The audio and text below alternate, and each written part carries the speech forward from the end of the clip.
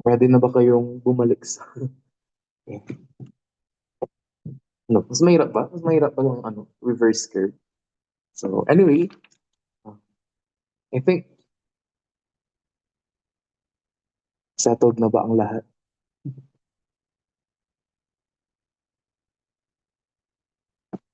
Kumusta?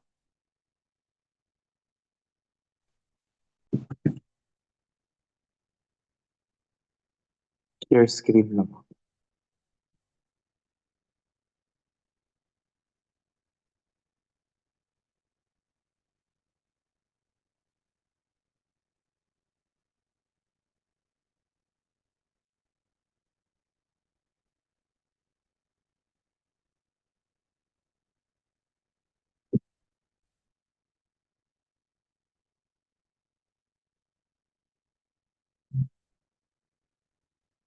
Ayan. Okay. So I think we should start na. So since ang dami natin uh, naiwang topics pa. So sige. Kaya natin yan. No?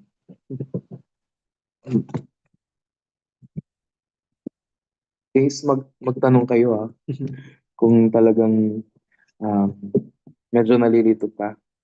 Don't hesitate to ask questions. Meron namang private dyan. Yeah. Anyway, so sige, let's proceed with our reversed curves. So para matapos natin yung module, no? So for our reversed curves, yan. So kung kanina, meron tayong dalawang magkaibang simple curve na pinagtugtong, yan, pinagganon lang. Ang tawag natin doon ay compound curve. So this time, pagdating natin sa reversed curves, so ito, um, actually, maraming case ng reverse curves. So, ito lang yung parang i-generalize natin. Pero pagdating natin ng ano, board exam, since syempre doon nga tayo papunta. So, we are preparing talaga for the board exam din. So, one of the major uh, paghahandaan ninyo sa pagiging engineer. So, anyway, so yung example natin dito, yeah, yung ganun sa mga meron sa exam natin. So anyway, so going back, so ang concept lang ng reverse curves, so ito ay dalawang simple curve lang ulit na pinagdugtong, yun nga lang, instead na same sila ng curvature, like kung pag ganyan yung isa, tutuloy lang yung kabila. Tama ba? So dito naman, gaganyan siya, tapos yung kabila, kumbaga parang ma-flip. So from a compound curve, flip mo yung isa, nandun na si reverse curve. So one of the reasons siguro kaya reverse curves yung tawag dyan. So anyway, sabi ko nga maraming cases ng reverse curves. So meron yung talagang uh, pinagdugtong lang sila. So walang ka-common sa kanila. So ang analysis nun, tig-isang, 'di ba? Tig-isang ah simple curve lang. So this one naman, meron silang common tangent. So pero most likely dapat may common tangent yan. So just like your compound curve, no? So yung common tangent, yun lang yung tangent that passes through yung kung saan sila nag-connect. So kanina sa PCC, dito naman sa PRC. So talagang nagpapahiwatig na yung lisensya natin. Tama ba? Si point of reversed curvature ang tawag dyan. So the point where the first curve connects with the second curve is the point of curvature. So dito naman, kung ayaw mo lumikong parang paganyan. Kung gusto mo lang gumanon. Parang mag-S-curve, tama ba? So very common to no, sa mga, sorry. Hindi nyo lang napapansin pero very common ang reverse curves din sa atin. So anyway, kumbaga parang S-shape siya. Instead na C, S-shape lang siya. So, dito, ganun ulit. So, meron ka lang isang simple curve. So, nandyan lahat ng properties ulit natin. So, kung babalikan nyo yung simple curves kanina, so nandyan din lahat. So, this time, yung reverse curves naman, so, ayan. Ito na yung common tangent niya. No? So, meron pa rin tayong common tangent kasi meron silang meeting point. Tama ba? Meron silang meeting point.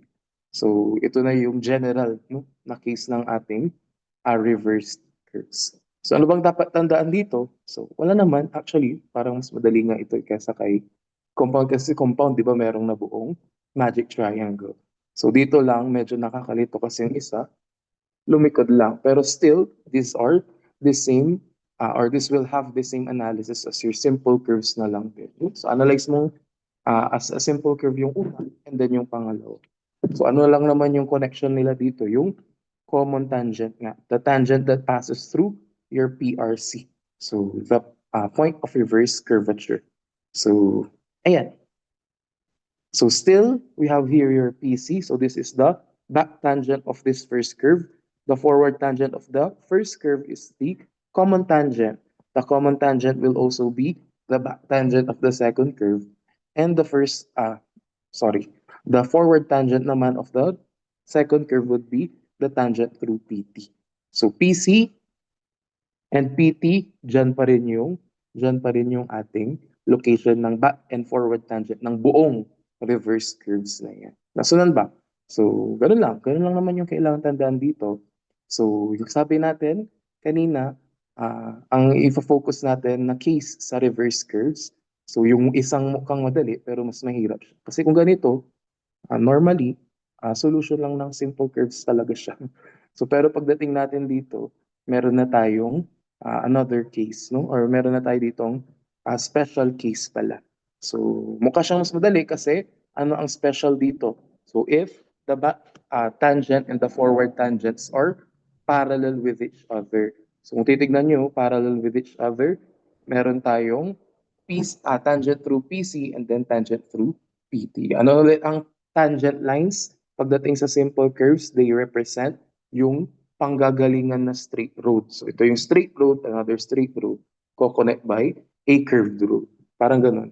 So yung tangent, yung back and forward tangents always represent yung ating i-connect na roads. Tama ba? So mag-straight line na sila dyan. So ganun lang. So pagdating natin dito, ang special case natin dito, so there are problems talaga na ganito, specified na ganito. Parallel yung tangent. So ano ang mga conditions na naging special din bukod sa pagkakaroon ng parallel tangents or dahil na rin sa pagkakaroon ng parallel tangents. So una na dyan, as you can see, kung ano yung intersection angle dito sa first curve, that will always be the intersection angle dito sa ating pangalawang curve. So paano nangyari yon? So by concept of vertical angles lang yan or similar angles. Diyan. Nasunod ba? So if we have parallel lines bisected by a certain line, yung concept ng same angles doon, yun ang uh, go-govern dyan. No? So ayan, no? So kung ano yung angle dyan, yun din yung angle dito. So it doesn't mean though, no, na dahil meron tayong I na similar for both of the uh, dalawang curves in reverse. Hindi naman ibig sabihin nun na parehas sila talaga, no? So meron tayo dyan, R1, so possible mas mahaba lang yan. Mas mahaba lang siya ng onte. Pero same pa rin ng I. So yung radius ang tinutukoy natin dyan. So kung nag-adjust yung radius, iba din si LC, iba rin si L1. So ganun din dito sa ating second curve. Iba si L2, iba si LC2, iba rin yung radius 2. So yung I parehas yan. So yun ang huwag niyong kakalimutan for parallel tangents, no? So yung back and forward tangents ng ating reverse curve kapag yan ay parallel. Huwag niyong kakalimutan yung concept ng parehas ng I. Nasundan ba? So yun lang. So minsan kasi pag hindi naturo yung ganitong concept, mas nakakalito siya kasi hindi natin alam saan kukunin yung angle, no? So walang problema dyan kasi pag ganito yung case, almost always binibigay si P. So ano naman yung P na yan? Yung P, that will be the distance between the parallel roads na yan. So kung may parallel roads dyan, ito yung parallel tangents mismo. Yung distance in between, yung perpendicular distance in between, yun yung distance P. So dito, para hindi kayo mahirapan, no, bibigyan natin kayo ng formula. So ang formula natin sa ganitong case ng reverse curve, meron tayong si P cos C, no? P ko C. So, ganun ko siya memorize. So, anyway, meron tayo dito, R1 plus R2 is equal to P over 1 minus the cosine of I. So take note, wala nang subscript yung I dito muna, no? So dito sa special case na ito. So lagay ko nga dito, if back and forward tangents are parallel.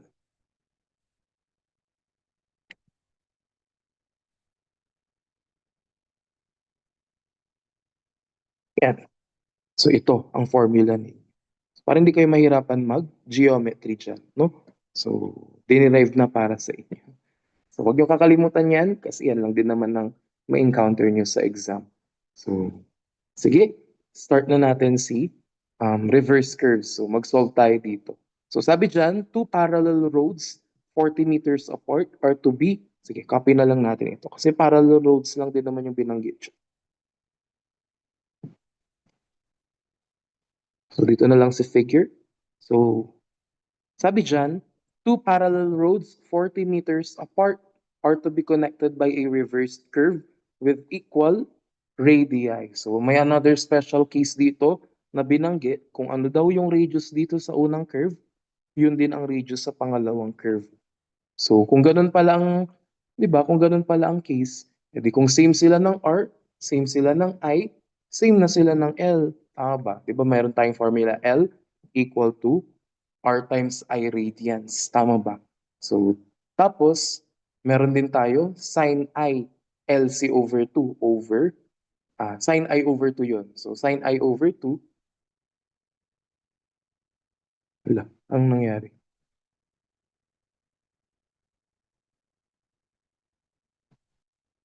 Nakikita ba? Parang nagbago siya.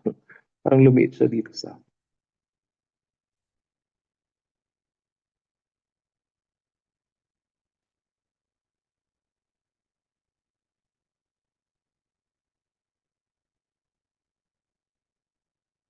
wait lang guys. Adjust ko lang yung view. Parang lumiit siya.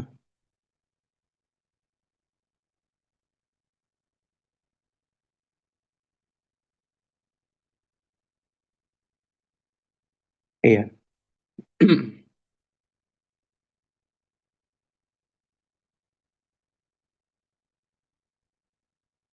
Ayan. So, okay na siguro yan. So, ulitin natin. Since equal daw yung radius ng dalawang hindi pa, ng simple curve na ito, no? So, ibig sabihin lang din nun, parehas na sila ng LC kasi nga may formula tayong sin I over 2 equal to half core. Tama ba? So, 1/2 of LC over R. So, kung parehas yung I, parehas yung R, most likely parehas na dapat si LC doon. Tama ba? So, ano pa? So, wala na. So, ganun din. Ri kasi ang pagdating sa length of the curve. So, para sa rin sila ng length of the curve pala. Tama ba? So, yung P, palitan na lang natin since we have been given a total distance of 40 meters between the parallel roads daw yun. So, sabi dyan, the length of the common tangent is 160 meters. So, the stationing of PC is 14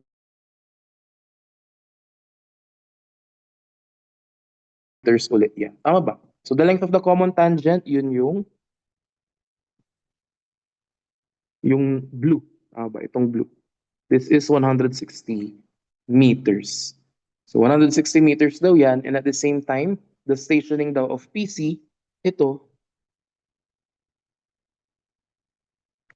is at 14 plus 835. Tama ba? 285, sorry. So yan na. So kompleto na lahat ng given dito. So what we are to solve are yung mga nandito. So the first thing to solve ay yung radius daw ng reverse curve.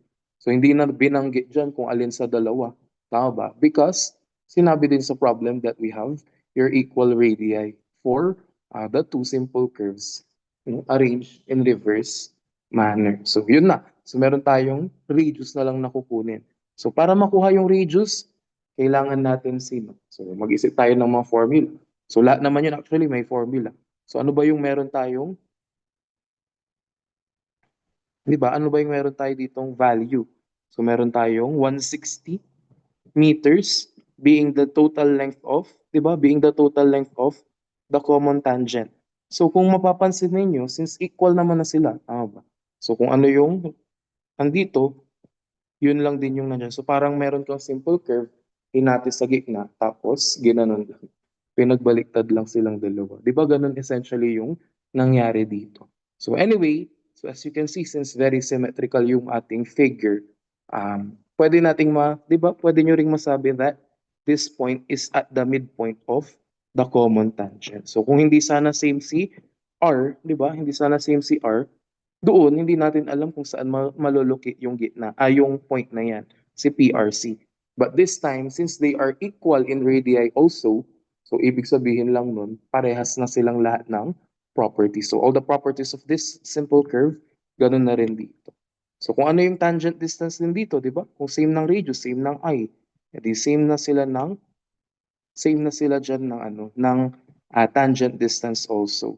So kung same sila ng tangent distance, edi alam natin that t, sige, solve natin. Yung t1 plus t2 is 160. But we know that t1 is also t2, di ba? Or vice versa, t2 is also equal to t1. Edi pwede natin sabihin, 2t na lang siya. Tama ba? So we know already that the tangent distance is 80 meters. So if we have already known that t is 80, meron ka nang kukunin na r. So kulang ka pa ng I para doon sa tor. Tama ba? Si Tori Rory Tor. So kasi meron ka ng tangent distance, meron ka ng meron ka ng kukunin na r. So you need first yung I to complete yung tor na formula natin. So paano natin kukunin si tor? Paano natin kukunin si I pala? So what I mean. So as you can see, no? So para mabilis na tayo. So kung titignan niyo yung figure, the 40 meters, since they are parallel, so pag dalawang parallel lines na ganyan, kahit saan ka kumuha ng perpendicular distance between them, pare-parehas yan. So kung 40 dyan, malamang 40 rin dito. Tama ba? So kung 40 yan, meron kang right angle dyan. So bakit naging right angle yan? Kasi vertical. Or anyway, so yung 40 kasi perpendicular distance yan between the two. So perpendicular yan dyan, ganun din dito. Nasunod ba? So this is actually your right triangle. Yan. So considering this right triangle, we can solve dyan yung I. Di ba yun, no? So ito yung back tangent, ito yung forward tangent ng second curve. So, para lang na nabaliktad, no? So tumaas lang ah yung kanyang center. So ito yung back tangent, ito yung forward tangent. E dito yung angle of intersection. So kung ito yung angle of intersection, yun din yun. Tama ba? So yun din yun. Or using this one, ito yung angle of intersection kasi nito. E di by geometry, this is also I. So kahit saan ka tumingin, talagang I yung nakukuha natin dyan. So using that right triangle, we can actually solve for I. So ang meron tayo, di ba hypotenuse yung naging common tangent or naging hypotenuse yung common tangent. And we have your side na 40. So kung may hypotenuse, may side ka which is opposite the angle na kinukuha mo, di kailangan natin dyan si sine. Tama ba? So the sine, dito na lang, of I over 2. Bakit I over? Hindi tayo gagamit ng formula. Sine of I, dito tayo sa right triangle. I yan, no? Buong I yan. So ang I over 2 nandito. Tama ba? So wag malilito, no? So ang I over 2, deflection angle yun, ng buong simple curve. Hindi naman deflection angle yan, angle of intersection yan. So sine of I is equal to opposite, which is 40. Yan yung ating over a hypotenuse, which is given as 160. So we can now solve here for I equal to ilan? Arcsine na lang natin of 0.25. Arcsine of 0.25. So we have here 14.47775 degrees yan, of course. So, yan na. So, meron na tayo ditong 14.4775 as the I. So, pwede na natin gamitin si tangent distance din. So, the tangent distance, meron kang tor. So, kailangan natin si tangent of I over 2. So, 14.4775. This is in degrees. So, divided by 2. Diba yan yung formula? Tangent I over 2 is equal to tor. Tama ba? So, the tangent distance that we have solved, 80 divided by, meron tayo dyan, the radius. Yun yung hinahanap natin dito. So, any of the radius kasi parehas sila ng tangent distance, parehas sila ng I. Tama ba? So, we can now solve for R. So now, kung hindi equal ang radius, paano nyo isosolve? Kasi hindi nyo magagawa to kung equal yung radius. Paano nyo isosolve? Makukuha nyo pa rin naman doon si I. Kahit hindi sila parehas ng radius, sabi natin, di ba, generally, kapag dating natin sa ganitong case, hindi naman talaga sila necessarily parehas ng radius. So pwedeng magkaiba ng radius. So para makuha ninyo yun, doon papasok yung formula na to. So sige, i-try nating isolve ulit si R using this formula, no? So para ma-check natin kung gagana nga siya. So ito general naman yan, no? R1 plus R2. So kapag equal radii, edi R1 plus R2 parehas ng magnitude. Pag-addin mo na lang 2R equal to yung pico C. si pico C. Yan. So anyway, ilan to? Meron tayong 80 over the tangent of 14.4775. So meron tayong 309.8389.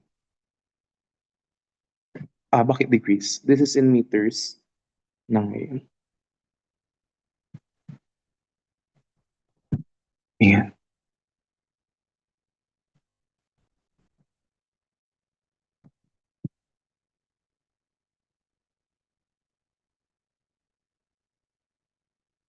Ayan, bakit na naman ganyan? Check nga natin. Sorry. Over 2 pa pala. Nakalimutan ko yung over 2. Yan, 629.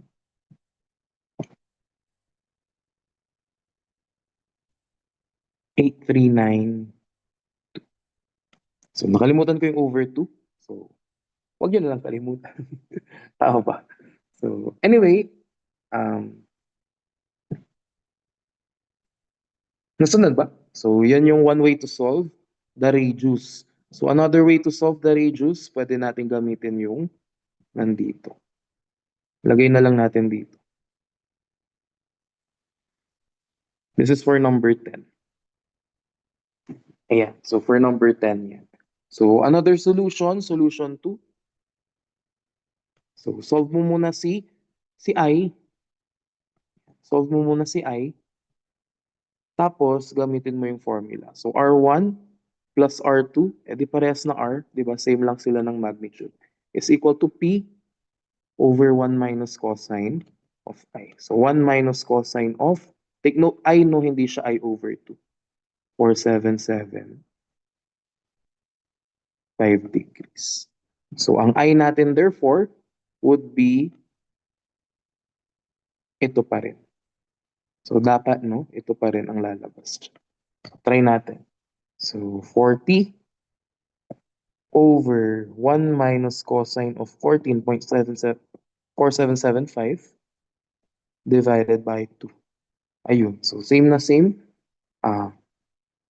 8397 nga lang dito. So, medyo may discrepancy on. So, pero essentially, same na sila. Tama ba? So, yan na. So, meron tayo ditong, so, siguro sa ano yan, sa rounding off nagkatalo. So, same na siya. So, try ko nga ulit yun. Baka mali lang nasulat ko.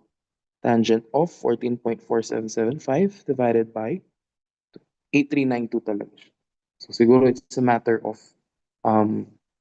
rounding off yan. Nasundan ba? So, this is your solution. Solution 2.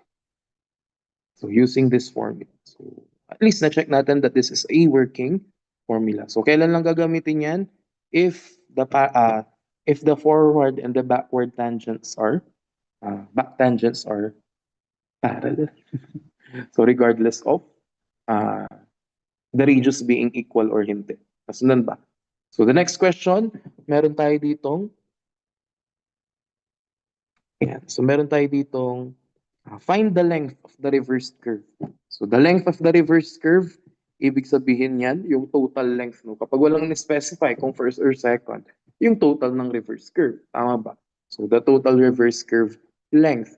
So yung kukunin natin dito is yung L, hindi yung LC. So bakit yung L? Kasi yun yung, di ba yun naman talaga yung length ng reverse curve. So ang LC kasi, yun yung length ng chord ng reversed curve. So to solve for L, edi ganun na lang din. Tama ba? So to solve for L, so kunin muna natin yung isa, and then let's just multiply it by 2. Tama ba? Kasi parehas lang sila ng length eh. So L is equal to R. So yung na-solve natin kanina, 629.8392. Ayan. Tama ba? Yan yung kanina. So 8392. So times natin by the I, 14.4775.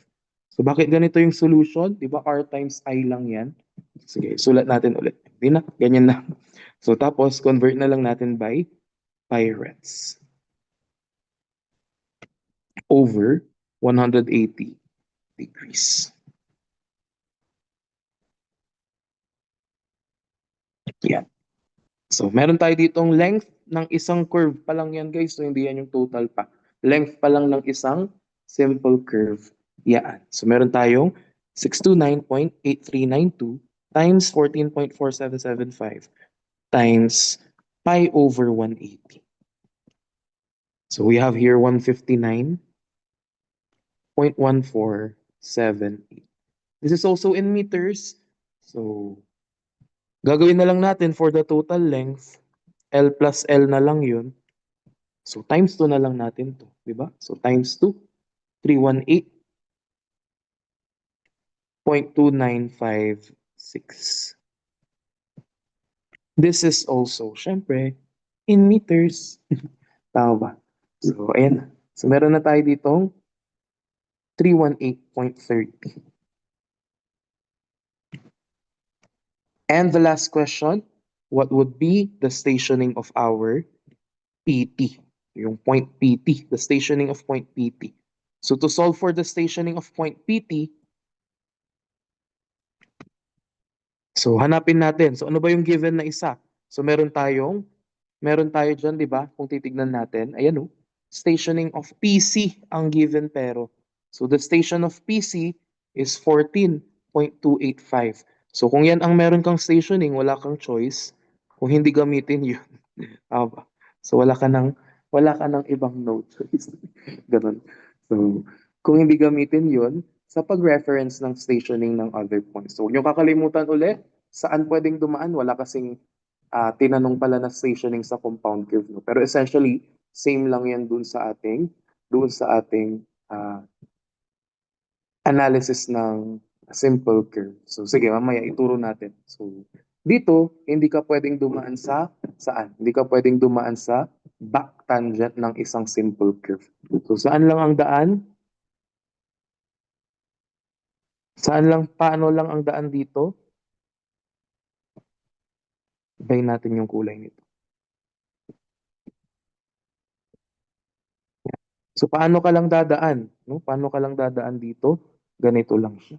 So kung nandito ka sa PC, kasi yan ang laging beginning point ng ating stationing dapat, no? So yun nga lang minsan siya yung tinatanong. So, pero siya ang pinaka malapit dapat sa ating ah, reference point, meaning siya yung may pinakamababang PC, di ba?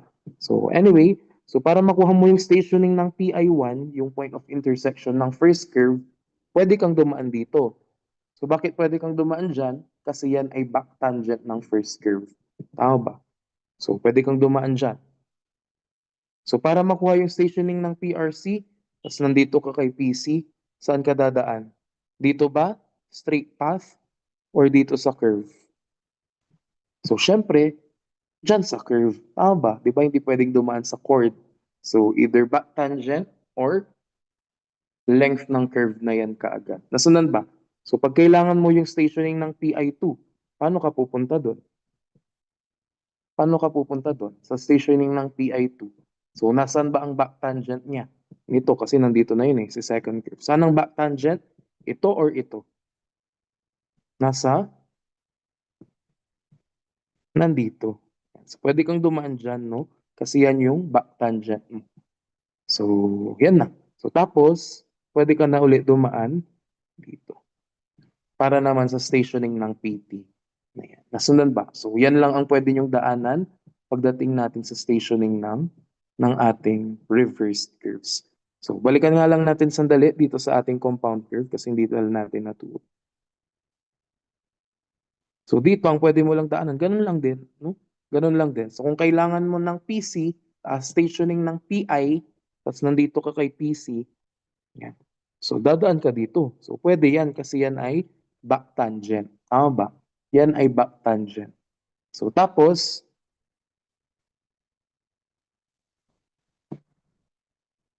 yan. So, para makuha mo yung stationing ng PCC, hindi ka na dadaan dito. Siyempre, yan ay forward tangent na eh. Daan ka na lang dito sa mismong length kasi pag dumaan ka sa length, nandun ka na kay PCC. Tama.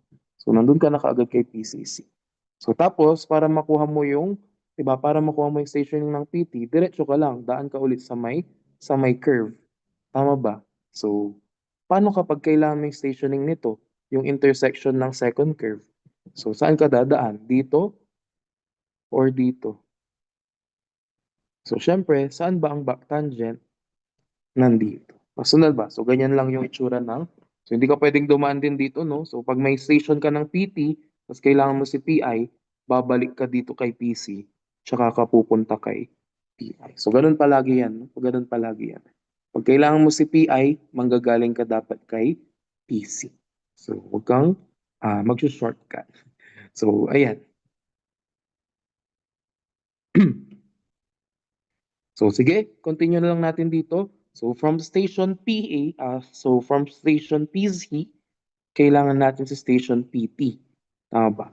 So, ano yun? Dadaan ka na lang sa dalawang length. So, wala na palang problema. No? So, daan ka sa unang length, tapos daan ka sa pangalawang length of the curve. Tama ba?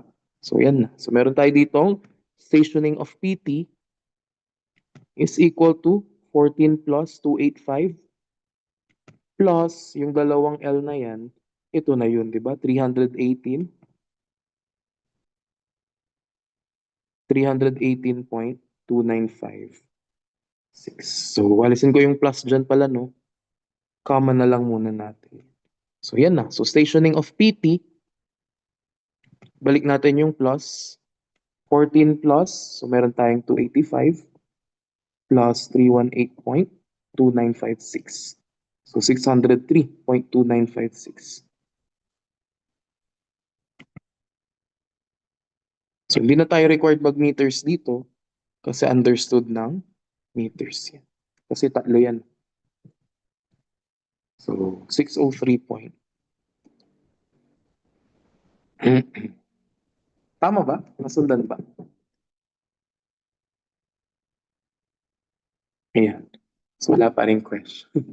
So, ayan. Anyway, so let's proceed na with our spiral curve. So, ganun lang. Ganun lang naman yung mga ano, di ba sabi ko sa inyo. So, as long as you know the basics from the simple curves, you can actually solve kahit yung mga compound curve and yung reverse curve. So, yun nga lang, kailangan mong maalala yung mga other key components ng ating reverse and compound. Especially the compound curves, kailangan maalala yung magic triangle sa taas, no? So, dito naman sa reverse curves kasi, parang analysis lang talaga ng dalawang. Ano yan. So, may special case lang, which is also, yan ang lumalabas sa exam na. Board exam, no? Baka i-expect nyo sa exam ninyo. So, board exam. Yan. Ito ang lumalabas. So, anyway,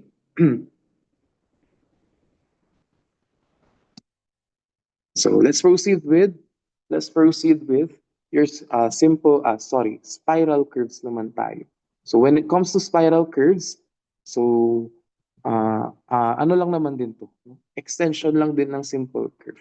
Yun nga lang iba-iba na yung components niya ngayon dito. So 'pag sinabing spiral curve, this is also called your easement curve, your transition curves, ayan. So bakit easement or transition curves? Kasi this is used naman, no, yung spiral curve ninyo, this is used to, um make the transition, kaya nga transition curves din siya. So make the transition from a straight road to a simple curve or kung ano mang design ng ano yun, kung may compound or reverse. So basta from a straight road tapos may curved road ka. So siya yung magko-connect para mas 'di ba? Kaya easement din mas mapa-smooth or mas mapadali yung 'di ba, yung pag-maneuver ng ating mga vehicle diyan sa road. So mas madali yung pag-navigate diyan sa road. So yan na. So kumbaga transition curve, yan. So ta-transition siya from straight, so spiral, tapos so yan na. So pwedeng simple curve lang, pwede kang merong compound curve, pwede kang merong reverse curve, tapos meron kang spiral curve ulit papunta sa may other road ninyo. Nasunod ba? So, ayan. So, as you can see here sa figure, meron tayong central curve. So, yung central curve na yan, yan yung simple curve. So, pagdating sa analysis ng simple curve, ano na lang ang, to simplify, no, yung analysis, isang simple curve yung ginagamit natin sa gitna. So, ito, yung gitnang curve na yan, yung lighter ang shade, itong simple curve na ito, itong part ng figure na yan would be your simple curve. So involved pa rin ang simple curve dito. So kapag ang tinatanong all about the simple curve, edi huwag mong pansinin yung nasa labas. Tama ba? So yun nga lang, kailangan ah kailangan i-relate itong simple curve with respect to your spiral curves. So doon siya kasi yung pupuntahan ng spiral curve din. So ayan na. So meron na tayong TS. So tangent to spiral yan. Tangent to spiral kaya TS. So yung PC kanina, point of curvature. So yung PCC, compound curvature yon. PRC, reverse curvature. Tapos yung PT, yun yung point of tangency. Tama, tangency yata yun. So kung tama yung pagkakaalala ko. So anyway, dito naman mas madaling tignan no kasi tangent, yung nasa tangent hanggang sa spiral, ito yung spiral. Tapos yung point naman na yan, spiral to C. Yung C kasi, pagdating natin sa spiral, lahat ng mga may sub-C, yan. Yan ay pertaining to or relating to our simple curve. So pag may nakita na kayong C dyan, subscript na C, ibig sabihin, relating to your simple curve na yan. So, ayun o, I sub C. So, S to C, yan, spiral to simple, simple to spiral ulit, and then spiral to another tangent, which is the back tangent na yan. Nasundan ba? So, ayan. So, yun lang naman yung kailangan yung tandaan doon sa mismong length. So, pero madami tayo ditong ituturo. So, mamaya nyo napansinin yung mga Y, X, tapos L, L, S. And dito muna tayo sa mismong curve, no? So, dito, as a whole. So, syempre, ganun pa rin. Kaya nga tayo mag-introduce ng ating curves kasi may dudugtong tayong dalawang roads. So, iikot siya, no? Papunta sa susunod na road. So, yun nga lang, to ensure na mas smooth, gagamit tayo ng spiral curve. So, yan na yung spiral curve na nandito. So, yung back tangent, syempre, ito pa rin yun. So, wala nang PC kasi, no? So, ito yung back tangent. Ito yung forward tangent naman. Tama ba? So, yan na yung back tangent. Ito yung forward tangent.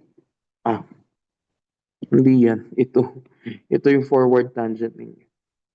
Yan. So, ito.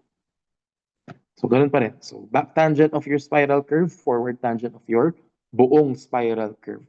So, pagdating nyo doon sa gitna, ito yung back tangent ng simple curve, ito yung forward tangent ng simple curve. Kaya ito yung IC. So, ito yung LC, ito yung yung L lang, ito yung external distance, middle ordinate, tapos r minus m naman. Tama ba? Kung naalala nyo pa. So anyway, mamaya na lang natin i-analyze with respect to that simple curve. So basta yun. So from this back tangent, yan yung unang road. Di ba? Diyan manggagaling, diyan dudugtong yung buong setup natin na ito. So diyan siya manggagaling. So tapos mag-enter siya ng spiral curve. So ito yung spiral curve ninyo. So yung length ng spiral curve yun yung LS, no? So length ng spiral curve yun yung LS. Yeah, length ng spiral curve yun yung LS. Huwag yung kakalimutan. So and then pagdating natin dito sa ano pa. So wag mo nang pansinin yung x tapos yung xc, y tapos yung yc. So yung measure na lang, since nandito na rin lang naman tayo sa tangent, yung measure from this point, yung parang magiging PC. Di ba parang ito yung PC? Yun nga lang, di na kasi tamang term na PC yan. So tangent to spiral point na yan. So yung unang point kung saan mag start yung spiral curve. So yan yung TS. So yan naman yung tangent distance ng spiral curve ninyo. Nasunod ba? Basta subscript S pertaining to spiral curve. So yan ay tangent distance ng isang tangent line, tama ba? From the spiral curve ninyo. So ayan, yan yung TS. So next,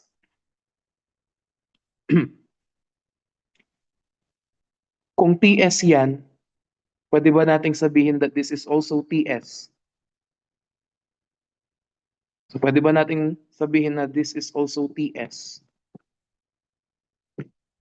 Ito, pwede. So dito kasi ang simple curve natin, to simplify the analysis nga, symmetrical yung analysis natin dito.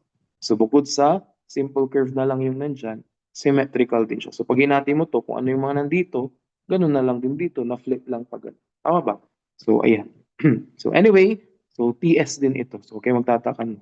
So kapag compound curve kasi, sabi natin hindi sila same.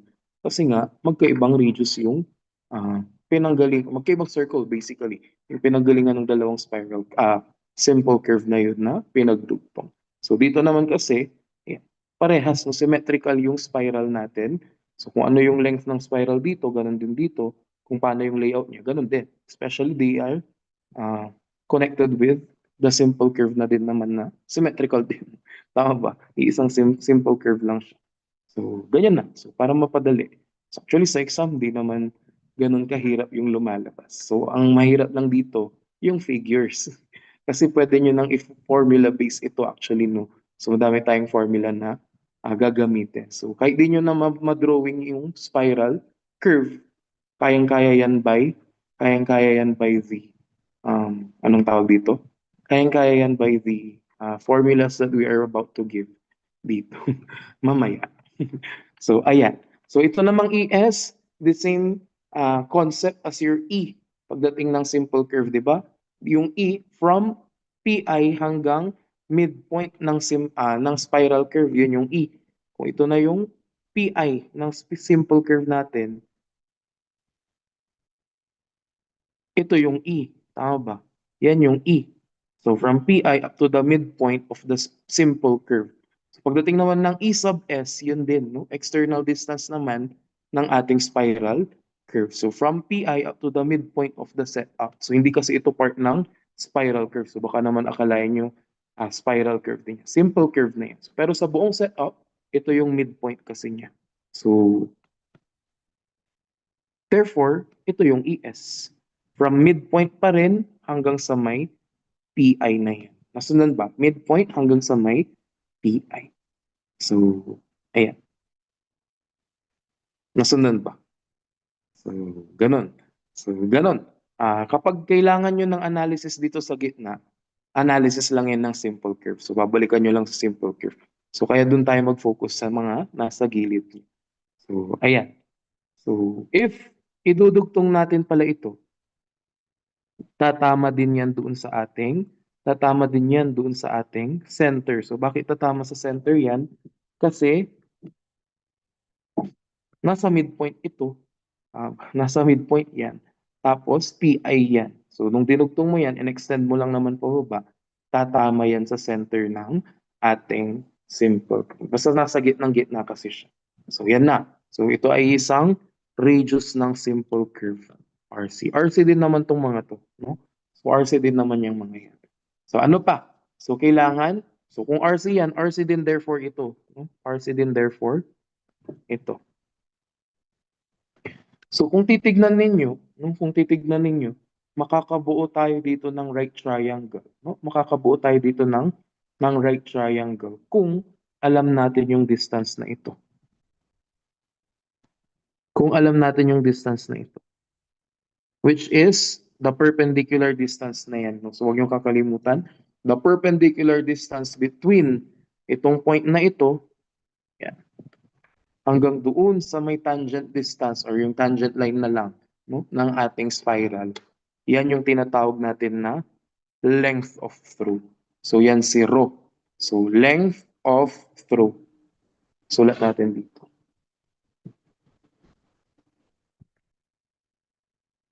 So paano nyo if, di ba? Paano nyo if i-visualize yung length of through? So kunin mo muna si spiral angle. So mamaya matidiscuss natin yan. Spiral angle, yun yung extension mo. Di ba? Ito oh.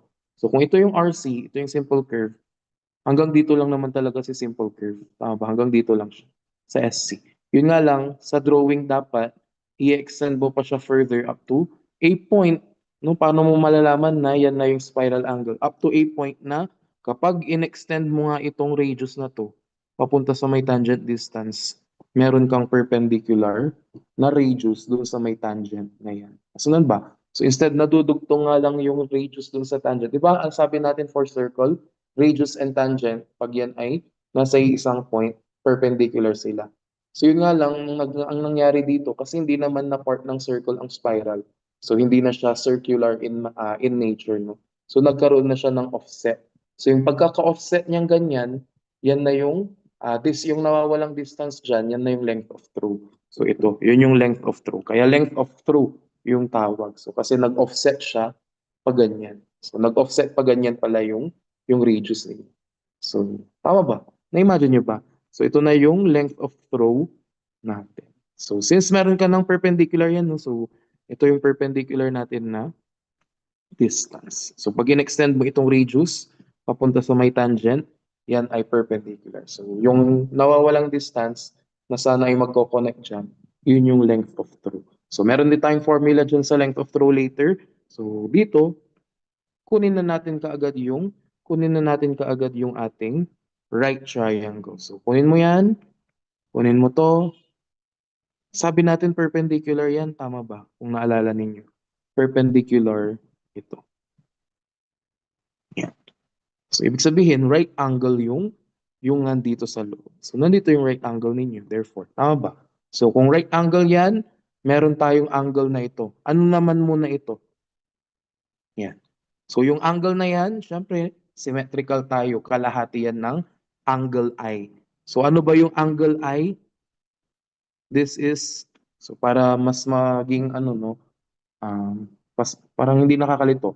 Si IS na lang ang tawag natin dyan. So ang tawag natin dyan, yan na yung angle of intersection ng spiral curve ninyo. So kung yan ay angle of intersection ng spiral curve nyo, yun din yung nandito. Ba? Baga parang central angle yung concept niya when it comes to your simple curves. So yun din yung angle between the back tangent, the extension of the back tangent up to your forward tangent, si IS. So yan yun. So same na same lang yan. Ba? So IS, ibig sabihin this is actually IS over 2. So yan na. So meron tayo ulit dito, mnemonics, no? So meron tayong sign of IS naman therefore ito, no? IS. So yung kanina kasi sign of I, simple curve lang kasi yun. So sine, cosine, and tangent kasi meron tayong right triangle dyan, no? So meron tayong right triangle dyan. So since ito na yung IS over 2, di ba yan yung ating angle dito. So meron tayong, wait nga lang ayusin ko.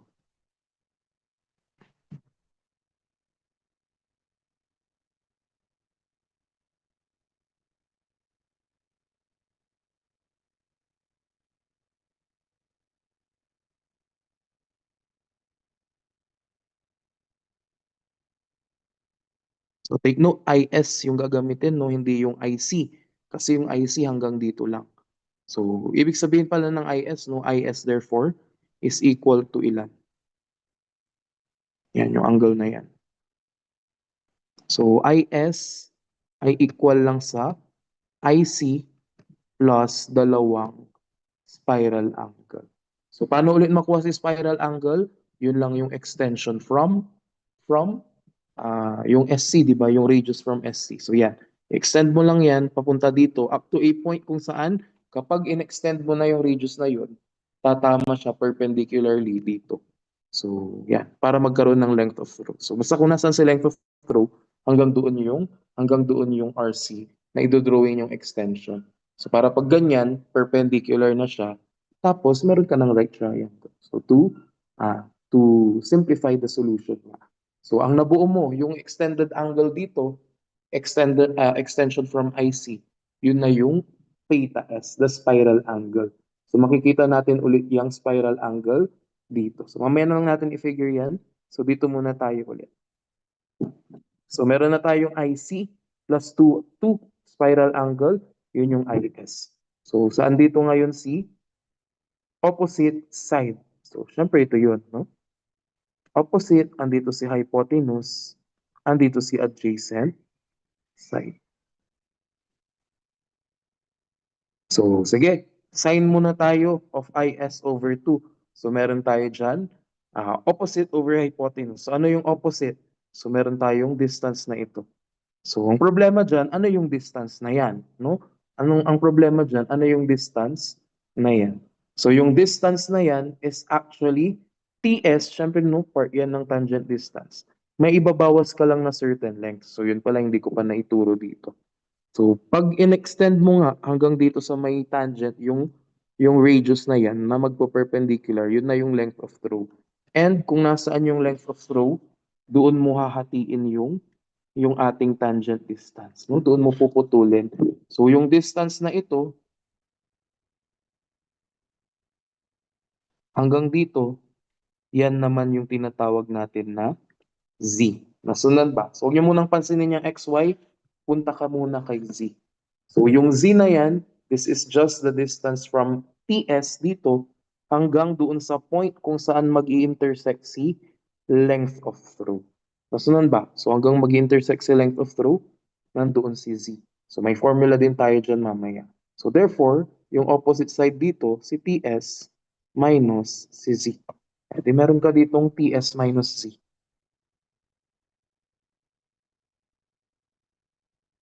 Divided by our hypotenuse is this distance, yung RC, plus mo lang si ES. So, huwag niyo kakalimutan, RC plus ES. So, syempre yan ay hypotenuse, no? Siya na rin yung nandito sa denominator ni cosine. So, i-analyze na lang natin the adjacent side of your angle. So, ano yung adjacent side? Meron kang RC. Ito yun, hanggang dito lang kasi yun. Di ba, in-extend natin yan ng length of throw, edi plus the length of throw.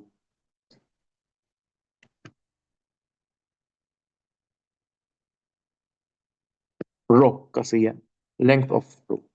So, yan na. So, and then, meron na tayo opposite over adjacent. So, si teaser.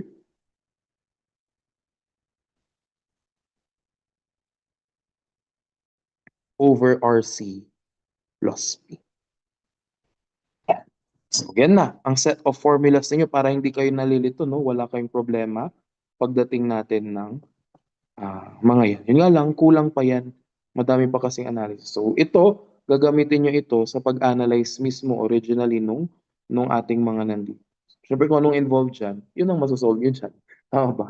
So, ayan. So, meron pa tayong ibang formula. So, sige, isingit muna natin si degree of curvature. No? So, si degree of curvature. So, yung kanina, yung degree of curvature, same na same lang sa may simple curve. Dito kasi hindi na siya simple curve, no? So, ang degree of curvature ng spiral, hindi rin constant. So, unlike kapag circle kasi, iisa yung radius, kaya isa yung curvature din nila. Dito, nag-iiba-iba sila ng radius. So, ang ibig sabihin ng pag-iiba-iba ng radius, So, di ba kasi hindi na siya circular? So, yung radius niya, sa bawat point na pag-andar ninyo, iba-iba na yung radius of curvature niya. Therefore, iba-iba na rin sila ng degree of curvature. So, para ma-solve natin yan, actually parang ano na lang siya, ratio and proportion na lang siya. So, ang degree of curvature of the spiral, meron tayo ditong d over dc is equal to L over LS. So, huwag niyo kakalimutan yan. Pag tinanong ano yung degree of the spiral curve, depende sa location niya. So, hindi lang iisa ang degree ng spiral curve ninyo. Range of values yan. So, actually, nagre-range na from 0 up to the degree of curvature ng central curve niya. Kung ano yung degree of curvature nitong, simple curve sa gitna, yun yung maximum value ng degree of curvature naman nitong ating spiral curve. So, ito, yung S, yan. So, pero hindi ko nalalagyan ng S kasi iba-iba nga, no? So, depende sa location pa. So, paano natin malalaman kung ano yung degree or ano yung location na tinutukoy dito? So, kung gaano na siya kalayo from TS. Ayan, no? Andito pala. So, pag sinabing L, generally, yun yung distance from TS hanggang kung saan yung point along the spiral ka nag-a-analyze. So, kung hanggang saang point ito, kung hindi to yung point na ina-analyze mo, dyan ka na rin kukuha, for example, ng degree of curvature ng spiral. Kunin mo lang yung length na ito. Yan. So, tapos, i-divide mo by the total length of the spiral. So, kumbaga, ilang percent na ang na-cover mo doon sa spiral, yun yung i-multiply mo actually dito sa DC. Di ba pag multiply mo dyan, yun ang i-multiply mo sa degree of curvature. Pag C, ibig sabihin pertaining or relating to your simple curve. So kung ano yung degree ng simple curve, i-times mo na lang kung gaano nakalayo si point na ina-analyze ninyo from PS. So TS pala, yun yung L over the total length. So kung gaano kalayo ka na 'di ba, move forward from the beginning of the spiral, ganun nakataas yung percentage ng DC na makukuha mo. So pagdating dito, zero, 'di ba? Zero or infinite. Actually yung ano dito no, yung ating degree of curvature parang nagiging infinite siya, 'di ba? So or zero, zero or parang infinite niya. So zero 'yan. So hanggang sa SC, pagdating niya ng SC dito sa dulo, kasi LS na yan eh. LS over LS. So, equal na ngayon yan kay DC. Nasunod ba? So, pag nandun ka na sa dulo ng spiral, ang degree of curvature mo na, kasi ayun na rin yung beginning ng simple curve eh. E di yung degree of curvature ng simple curve. Nasunod ba? So, yun yung ating analysis dyan.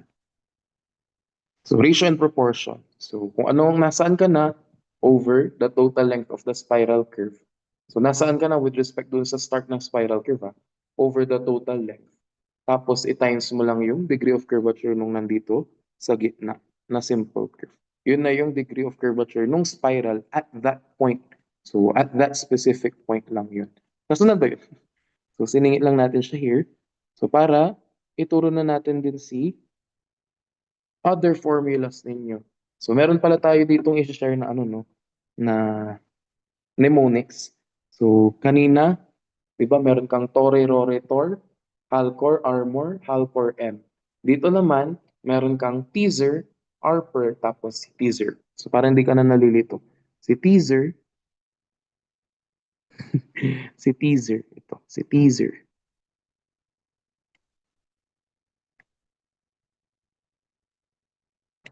Arper, tapos si teaser. Yan. Teaser, Arper, tapos si teaser. So nabaliktad lang, plus lang din naman siya there, though, no? So pwedeng, sorry. So teaser, Arper, tapos si teaser. So pwedeng pagbaliktarin nyo na lang yan. Yun na yung teaser. Hindi ko pala nabaliktad. So Arper, tapos si teaser. So tapos, minus plus minus, yun yung numerator. Minus plus minus, tapos sa denominator plus plus plus. So, yun nga lang, ganito na lang natin present para alam nyo kung anong external distance. Mamayang makuha yung external distance yung sa may simple curve, mali na yun. So iba na yun, no? So kailangan yung sa spiral. Kasi saan galing yan? Ito yun. So ang nagamit mo lang, ang nai-plus mo lang is ito, hindi ka na nakapunang triangle niyan. Tsaka hypotenuse siya eh. So imposible nang may masolve kayo siguro doon. Kasundan ba? So yun lang. Yun lang yung kailangan yung tandaan dyan sa ah dyan sa right triangle na yan. So pero hindi lang tayo natatapos dyan sa right triangle. So actually, yan yung nirelate pa natin with respect to the spiral, simple curve sa gitna. So kung talagang yung spiral lang ang i-analyze mo, meron tayo nito. Yan. So babalik tayo ngayon dito kay spiral angle. So kung ano yung angle na nandito, so paano ulit natin nakuha ito? Yan, si theta s, nakuha natin siya by ah, allowing, no, na mag-extend muna. Kasi hindi ka naman mag-extend pa ganyan eh. Kumbaga parang ano lang, for analysis lang. Ang extension talaga ng simple curve na galing dito, ito, extend siya pa ganyan. Tama ba? Extend siya pa ganun. So, alisin na natin to. So, ito, kumbaga parang nag-what if ka lang. What if tumuloy yung simple curve na pa ganun? So, pag tumuloy yung simple curve na pa ganyan, i-extend mo lang up to a point na kapag in-extend mo na, kasi syempre may offset na. So, pag in-extend mo na with the offset, magpo-perpendicular na siya sa may tangent line ninyo. No? So, yun yung way para malaman mo kung kailan mag-i-stop mag-extend. No? So, yun na kasi si spiral angle. Yung extension na yun, kung gaano kalaki yung central angle nun, yun yung spiral angle, which is also the spiral angle dyan. So, wag na lang dyan tayo mag-analyze. Dito na lang sa other figure. So, siya lang din yung spiral angle natin na ito. Nasundan ba? So, ano yung spiral angle? So, ang ibig sabihin lang ng spiral angle, yun yung angle between yung tangent ng spiral and then the tangent of your simple curve. So, kung titignan niyo ito, sige dito. So, pag nag-drawing ka na ng tangent sa simple curve, ito na yung forward tangent ng simple curve, no? So, naalala, ano ba? Nakikita ba? Yan yung forward tangent ng simple curve. Yung angle between the forward tangent of the simple curve and yung ating forward tangent ng spiral curve, yun yung spiral angle natin dito. Yung total na spiral angle. Nasunod ba? Yun nga lang, hindi naman necessarily, no, na yan lang ang pwede. So, pwede kang kumuha ng spiral angle na nandito. No? So, spiral angle na nandito, malayo doon sa may CS or sa may SC. So, kaya nagkaroon lang ng subscript yan kasi specific yan na siya lang din yung nandito. So, para makuha yun, kailangan mo yung spiral angle sa CS na yan. Nasunod ba? Yung spiral angle sa CS na yan. So, pero yung spiral angle in general, kahit saan ka pumunta dito sa length ng spiral, pwede kang kumuha. Kaya dito, sa pangalawang figure, meron kang isa pang spiral dyan. So para makakuha ka ng theta, yung kakalimutan yan ay spiral angle, no? So pag yung kakalimutan, spiral angle yung theta na yan. So para makuha ninyo si theta, ang gagawin nyo lang dyan, no? Kung gusto nyo i-measure kapag naka-drawn to scale kayo. So kung nandito yung point na i-analyze niyo, nandyan, kuhanin mo lang yung tangent line sa point na yan.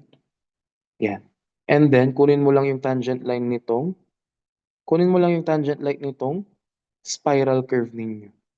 So, yung angle na nabuo nyo dyan, yun na yung spiral angle at this specific point. Nasunod ba? At this specific point. Tama ba? So, kapag dating mo sa dulo, kaya may subscript yun na S kasi special na rin siya. Hindi, no? So, yung special na rin siya na, siya na rin yung extension doon. So, siya na yung parang IC plus theta S. Tama ba? Yun na yung kalahati ng IS ninyo. Parang ganun. So, basta itong theta S, siya lang din yung theta S doon sa may simple curve, yung extension doon. So, kasi nandito na siya sa may mismong pinanggalingan ng extension na yun. No? So, kung saan nag-start yung extension, nandun na siya. Spiral angle na yun. So, hanggang sa mag-zero. So, palit ng palit yan hanggang dito. So, yun na. So, yun na yung theta. So, mamaya may formula tayo dyan for theta. So, ano pa? So, yung x, ito na yung offset distance. So, yung kanina, di ba, parang may offset din tayong naituro sa simple curve. So, yung ito, oh, so ba yung simple curve natin? Ayan, yung offset distance x. So, parang same lang din yan dito sa ating offset distance pagdating natin sa spiral curve. So, yung offset distance sa spiral curve, ito na yun, yung mga x. So, dito na lang parang hindi nakakahilo. Ayan, yung mga x. So, at a certain general point, sabihin natin dito ulit, pag kinuha mo na yung distance niya, perpendicular distance ng point na yan, take note, spiral na to, no? Wala na dyan yung simple curve. Ito na yung simple curve. Pag diniretso mo. So, yung perpendicular distance of this point from the tangent of the spiral, yan, or the spiral tangent line, yun na yung offset distance. So, may formula din tayo dyan as well as this one.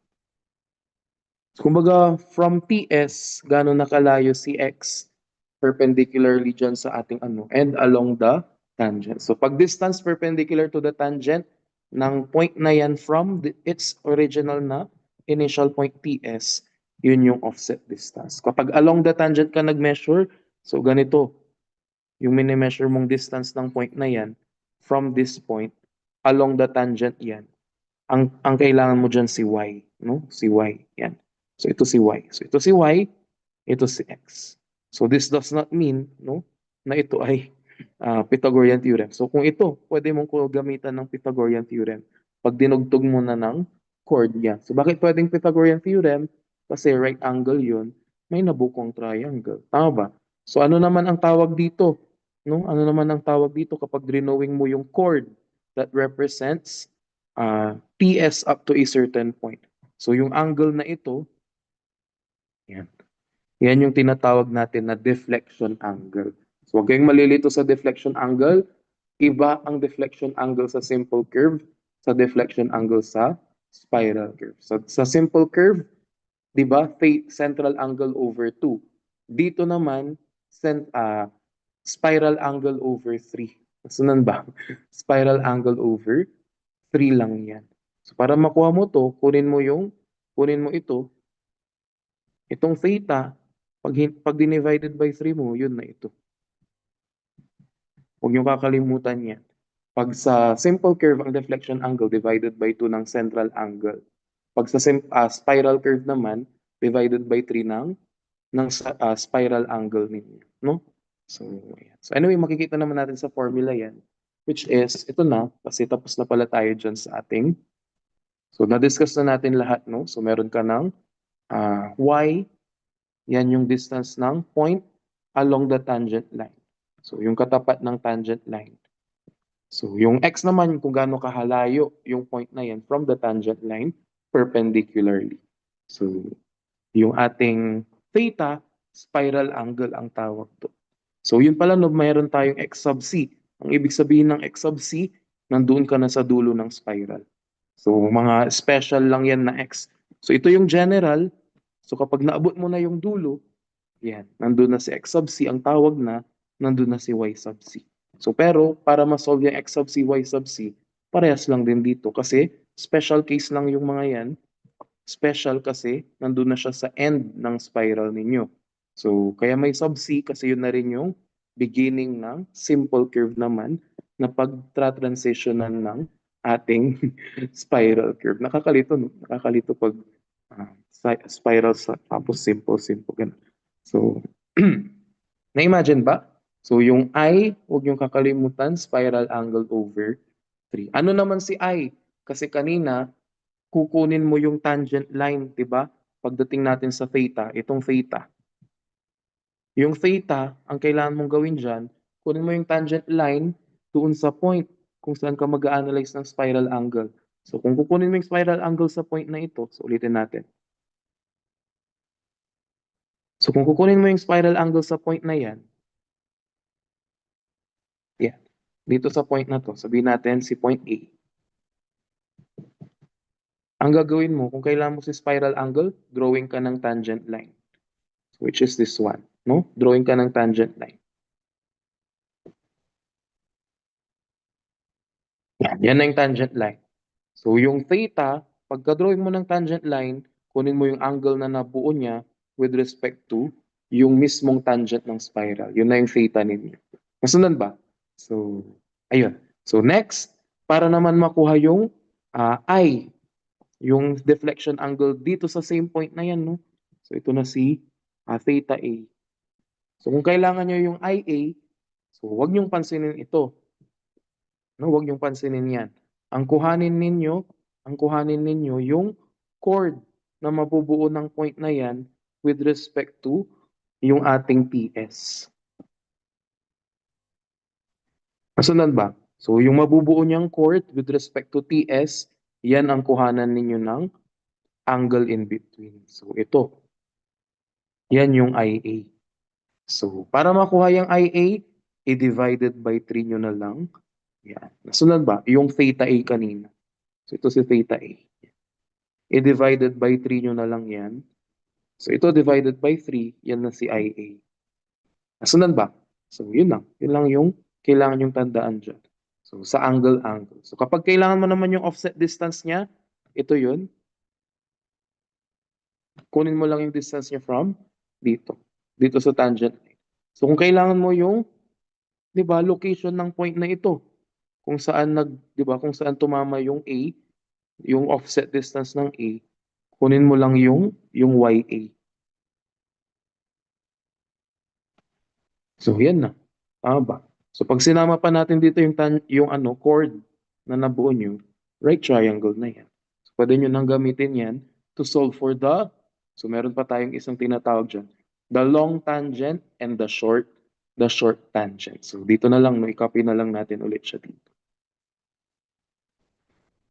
Dito na lang. So, dito lang tayo mag-analyze ng short tangent. So, pag sinabing long tangent and short tangent, so most likely, nandoon ka sa dulo ng, yung buong spiral yan, no? So, dito kasi ang tinignan lang natin itong A. So, ito, general yan na case. So, pero kung gusto ninyo mag-analyze ng long and short tangent, kailangan nyo yung buong spiral curve. So, kailangan hanggang doon tayo mag-analyze sa may x sub c, tapos sa may y sub c. So, right angle yan, syempre offset distance. So, ang kukunin na natin dito yung distance na ito. So, yan na yung analysis natin. So, ano ulit ito? Yan yung deflection angle. So, take note, this is the chord from TS to SC. So, itong angle kasi with respect to the tangent na rin siya. So, yan ay deflection angle. Yun nga lang, may special dyan na nakalagay na IS kasi yun nga yung deflection angle doon sa dulong point ng ating spiral. So, pinakadulo na siya ng spiral din. Tama ba? So, yan na. So, using this analysis, pwede nyo nang makuha si long tangent and si short tangent. So, paano nyo kukunin si long and si short tangent? Kunin mo lang yung tangent line through SC. No? Kunin mo lang si tangent line through SC. So, dito yan, no? Ito yan. Ito na yung tangent line through SC. Tapos, ito na yung point kung saan siya tatama. So, ito na yung theta S. Tama ba? So, ito na si IS kung idudugtong nyo ito. Ito si IS. So, kung kukunin nyo yung offset distance, ito yun. Ito si YC, ito si X sub C. Tama ba? So yan na. So para ma-drawing ninyo, no, para makuha ninyo yung length ng long tangent, so ang una nyong masosolve dyan actually is yung length ng short tangent. Ito. Ito yung short tangent, ito yung long tangent ninyo. Nasunod ba? Yan, no, nakaturo naman siya. Yung long tangent is ito, yung short tangent is ito. So, ang una nyong masasolve dyan, si short tangent, kasi makukuha nyo si theta s. Kuha nyo si x sub c, masasolve nyo ito naman. Nasunod o, masasolve nyo yan. So, pagka-solve nyo yan, solve nyo din yung kabilang side na to, tapos, kunin nyo na yung distance na ito.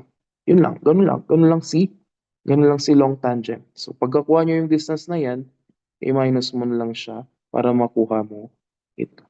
Masunod ba? So, always, dadaan sa short tangent. Tapos, kung gusto nyong kunin si long tangent, masosolve nyo na after the short tangent. So, unang isosolve si short. So, kung kailangan nyo si long, dadaan pa rin kayo sa short tangent. Kasi ang solution dyan, ganito na lang, di ba?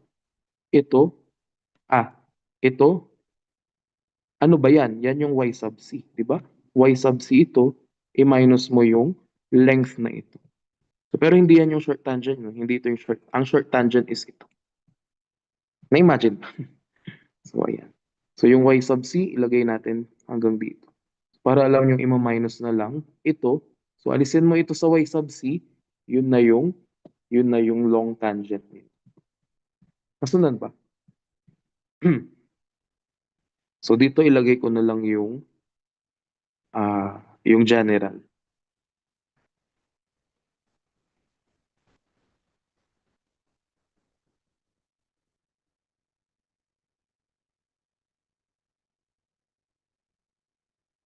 So, sige, after natin ituro kung ano yung mga itsura, di ba, kung ano yung mga yan,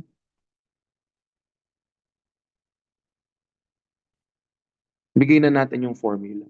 So, kanina meron tayong teaser, Harper, tapos teaser. Dito naman meron tayong ziplocs. Yan. Zip, tapos locks.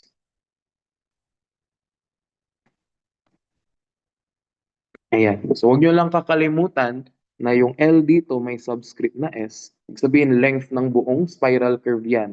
So, hindi yan mababawasan, no? Length ng buong spiral curve, yung Z. So, ano ulit yung Z? Yun yung ito, oh. Yan. Distance, no? Distance from TS hanggang dito kung saan tatama yung yung length of throw ninyo. So, alisin ko na pala to.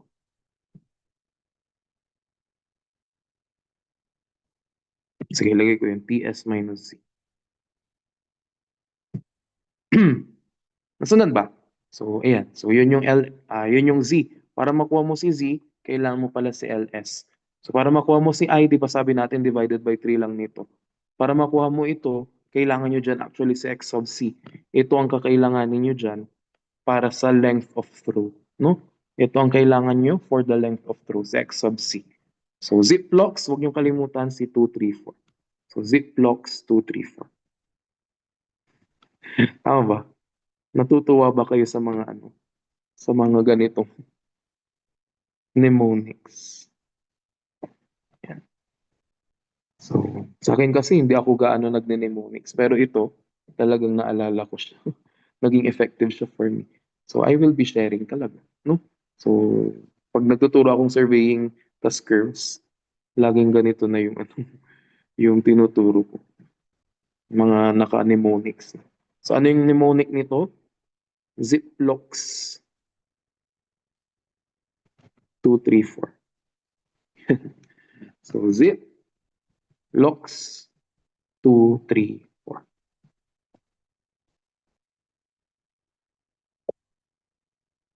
Nasundan ba?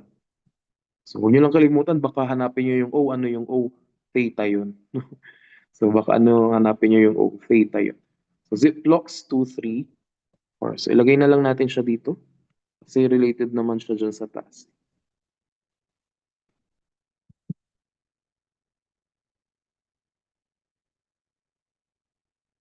Yan. So, dito na tayo sa remaining. Meron pa, madaming formula dito sa dito sa spiral curve. So, meron pang tatlo na formula, yun nga lang medyo mahaba pa sila. Gilid lang natin. Yan. So, si Ziplocs tapos si Yox.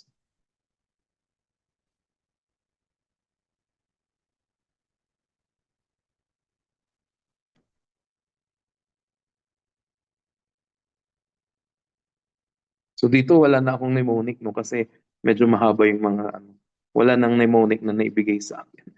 So, pero si Yox, wag yung kalimutan, may Yox pa. Ibig sabihin, may teaser, Harper, teaser, Ziplocs 2, 3, 4, tapos may Yox ka pa. So, pag nakuha mo na yon, huwag nyo na lang kalimutan sa degree of curvature, kumpleto na lahat ng formulas ninyo. So, yun na. Yun nga lang, mahirap tandaan mo mahirap tandaan ito si Yox. So, anyway, ang formula dyan, so dito tayo muna sa L as a Y. So, we have here L minus L raised to 5 over 40 RC squared Tapos LS squared. Tama ba? LS squared. Yan.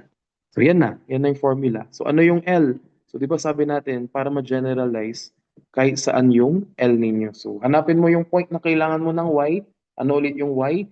Distance ng point of intersection ng offset distance mo hanggang sa may TS along the tangent line. So ito, yung Y ninyo. So para makuha mo si X, ito naman siya. Wait lang. Para makuha mo si Y na yan, kailangan mo yung length of spiral na ito. So yun yung L dito. Tapos yung RC, so syempre yun yung radius of curvature dito sa gitna. Yung LS, yun yung total length ng spiral curve ninyo. Nasundan ba? So yung theta naman, meron tayo ditong, sige, dito muna tayo sa X. So para mas madali. So L cube divided by 6 RC LS naman yan. So 6 divided by RC LS. Ganun pa rin, para makuha mo naman yan, kailangan mo pa rin yung length na ito, kailangan mo pa rin si RC tapos si LS. So para madali yung matandaan para sa theta naman, yung nandito, yan, para madali yung tandaan. Kasi pag alam mo na yan, divided by 3, yun na lang si I. Tama ba? So galing yan dito, theta over 3 equal to I. So pag deflection angle, pag simple curve, divided by 2 yung central angle. Pag spiral curve naman, ang deflection angle, divided by 3 nung spiral angle. So ito naman, ang palatandaan ko no, yung ibang formula, syempre isa-simplify nila. So dito, para hindi na mahirapan, derive mo na lang yung numerator ni x. Yun na yun. So 3L squared, tama ba pag dinerive mo yan? Divided by 6 RCLS. So yun ang palatandaan ko sa theta. So divide mo lang yung numerator ni x. So yan na. So these are the last set of formulas that you need to solve for spiral curves.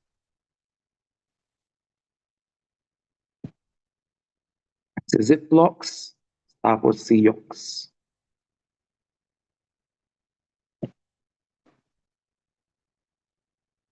Ito. So, para lang hindi nyo makalimutan si Yox. Yox. Yan. Nasundan ba? So, ayan. Um, ang dami nyo ng mnemonics. Anyway, so kahit di tayo mag-drawing, sige, try natin. Huwag tayo mag-drawing dito. Makukuha pa rin natin yung, makukuha pa rin natin yung, wait nga lang. Taasan natin yung brightness. Tumataas din ang brightness dito. Oo nga, no? Tumataas din siya. Fairness. Tumaas ba? At pala kanina pa. Tumataas ba yung brightness? Hindi. Dito lang. Kanina parang tumaas. Anyway, ganyan na lang. Taas ng brightness. Maliwanag kasi dito. So anyway, sige, basahin na natin sa situation 5 no, para mag-vertical curves tayo. Mabilis na lang yun kasi grade diagram na lang siya. So tapos, tsaka tayo mag-close traverse. So dun kasi meron pa tayong omitted measurement na ituturo. No? So anyway, dito, so sabi dyan, the tangents of a spiral curve. So ang gawin na lang natin dito, mag-list na lang tayo ng mga given. So ayan. So meron tayo, the tangents of a spiral curve intersect at an angle of 25 degrees. Ano yun? Anong angle of intersection yan?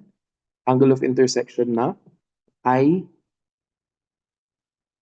S. Siyempre, di ba tangents ng, balikan natin, tangents ng ating spiral curve. So ito yung dalawang tangents ng spiral curve niyo. Intersecting at an angle I sub S. No? So I sub S yung 25. So at station, so alam natin yung station PI, yung point of intersection, dalawang spiral tangents nyo. Nandyan daw kay 4 plus 0.7. And so sabi dyan, the radius of the central curve, pag central curve, yun yung spiral curve ninyo kaya sub C. So kaya din siguro sub C kasi yan ay central curve. So anyway, meron tayong 300 meters na radius of curvature ng simple curve na nasa gitna. So next, and the length of the spiral curve, ayan, may LS, is 52.71.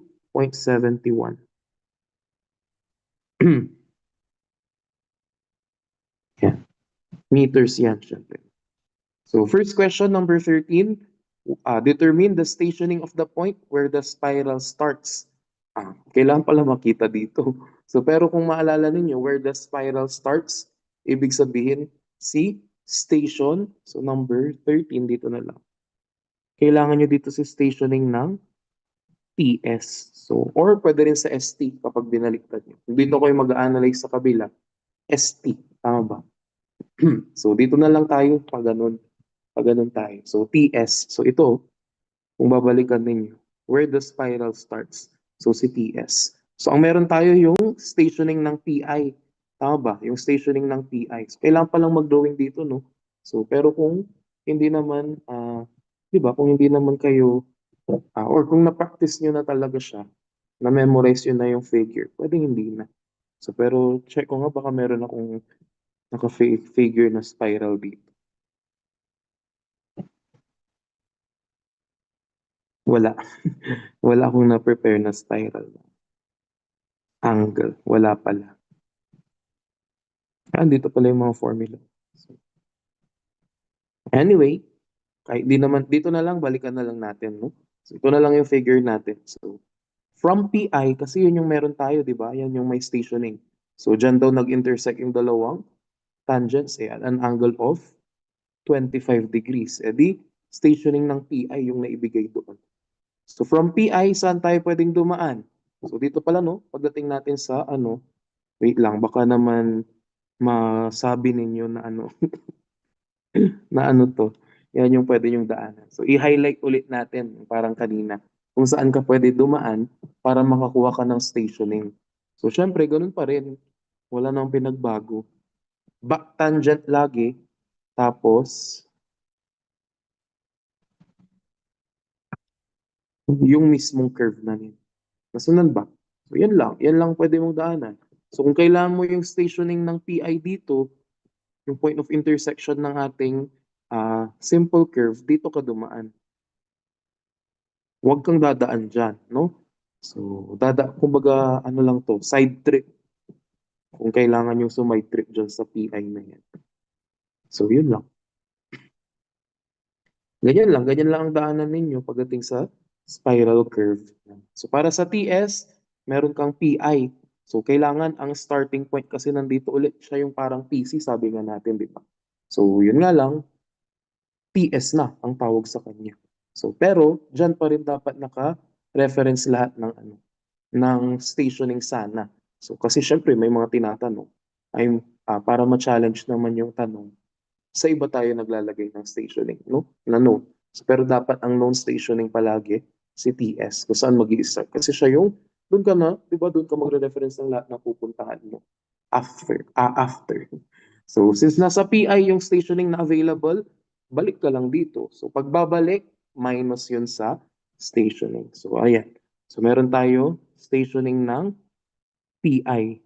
So, kung may station PI ka, babalik ka papunta sa TS, minus ka lang ng tangent.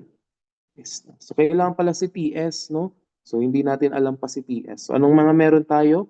RC, LC, LS, tapos si IS. Walang problema sa IS kasi, di ba yun ang nasa mnemonics natin sa spiral. Si teaser, Harper, tapos si teaser. So, teaser, sige, insulat lang natin. Teaser,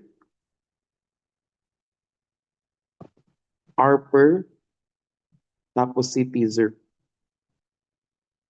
Yan. So ano na yung meron tayo? Siyempre, walang problema sa IS. So mga IS kasi kailangan sa tatlong yan. So kung may RC ka, yan. Ba? Kailangan mo ng tangent distance, wala. Paano natin masosolve si tangent distance? Doon sa dalawang formula na meron siya, dalawa din yung unknown. Ayan, no? Hindi rin natin alam yung Z. Hindi rin natin alam yung P. So, bukod dyan pala, kailangan natin mag-solve pa ng ibang values. So, ano pa yung pwede nating ma-solve? So, Pwede nating ma-solve since meron tayong LS, meron tayong RC. Pwede nating isolve actually dyan si Y sub C, si theta S, tapos si X sub C. Tama ba? Pwede nating isolve yan kasi ang kailangan mo dyan, nandun ka sa pinakadulo. So, di ba? Ang sabi natin yung L, kung nasaan na yung location ng point na hahanapin mo. Eh pag X sub C, nandito yan. Ibig sabihin, nasa dulo na ng spiral. Ibig sabihin, yung total distance na na-cover na ninyo ay yung total distance or total length na rin ng spiral curve. So, ang L doon is also LC. No? So, L is equal to LC pag dito ka magko-consider sa dulong point. Tama ba? So, kung wala ka ng problema, may RC, may LS, so magiging LS din. Magiging LS din yan. Ganun din ito, pati yan. Di ba? So, pagdating nyo sa dulo, edi wala na tayong problema sa yokes. So, kung meron na tayong yokes, dito na lang natin ilagay. So, Y sub C. Kung meron na tayong yokes, masosolve natin yan kasi kaagad, no? So, yan ang first step natin dito. So, kung meron ka ng yokes, pwede na nating masolve dyan sino? Pwede na nating masolve dyan sino? Zero. Tama ba? So, yung kalimutan, pwede nyo nang isolve zero. So, si Ziplox. So, ano bang kailangan sa P? Di ba, kay length of through, kailangan nyo lang say X sub C. Eh, meron ka na. Di ba, divided by 4 lang siya. So, kung meron ka ng P, masosolve mo na si E dito. Di ba, masosolve mo na si E dito. Tapos, pag nasolve mo na si E, meron ka na nito. So, pag nasolve mo na si P, ito pala. Meron ka na yan. Ah, ayan. Si Z, ano ba yung kailangan kay Z? Ziplox. LS. Oh, pero meron pala tayong LS. Ito. Meron pala tayong Z. Masosolve natin, di ba? LS over, ano lang yan? 2. LS over 2 lang pala si Z. So, kayang-kaya nating isolve yan. Kayang-kaya nyo isolve si IS, no? So, pero yung ibang I, hindi pa. So, ayan. So, sige, anyway. So, kumbaga, visualize lang natin yung path na tatahakin natin. So, ano yung una natin kailangan isolve? Kailangan natin isolve si X sub C na lang. So, para pag meron kang X sub C, meron ka ng length of throw, meron ka ng Z, meron ka ng R, kuhang-kuha pala si tangent. Dito pa lang, oh.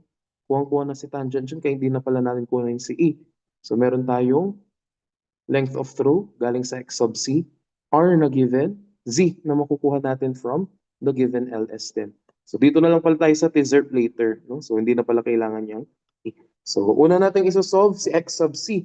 So, based doon sa naging path na na-visualize natin. So, kung tama man ito, mapapabilis tayo. So, X sub C, sabi natin dyan, or yung general muna.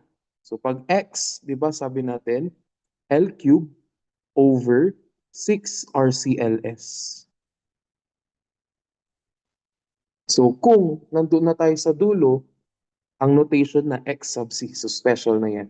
So, kung nasa dulo ka na, yung total length na na-cover na ninyo, yun yung L, yun ay magiging LS na rin. Tama ba? Magiging LS na rin. So, substitute mo na, meron kang 52.71 cube divided by 6 times yung RC, may binigay na 300. Yung LS, meron tayong 52.71. So, yan na. Di ba? Generalize para isang formula lang memorize nyo. 52.71 raised to 3 divided by 6 times 300 times 52.7. So, meron tayong 1.5435. 1.5435.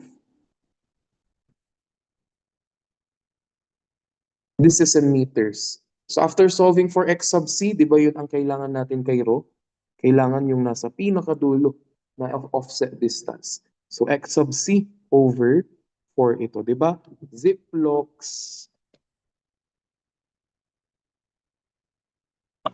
234. Ayun o, X sub C over 4. Okay. So, meron tayong 1.5435 divided by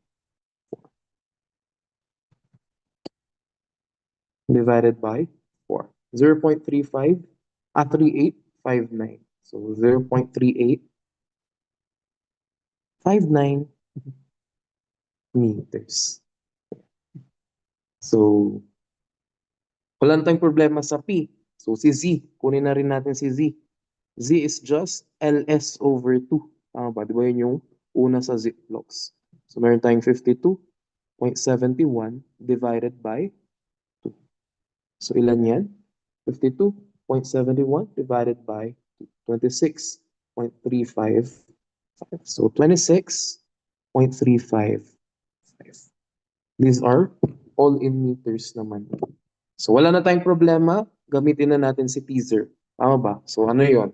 So, teaser pala, sorry. So, teaser, R per, tapos teaser. So, pangatlo yon. Therefore, we are to use yung tangent IS over 2 equal to teaser yun, di ba? Yan.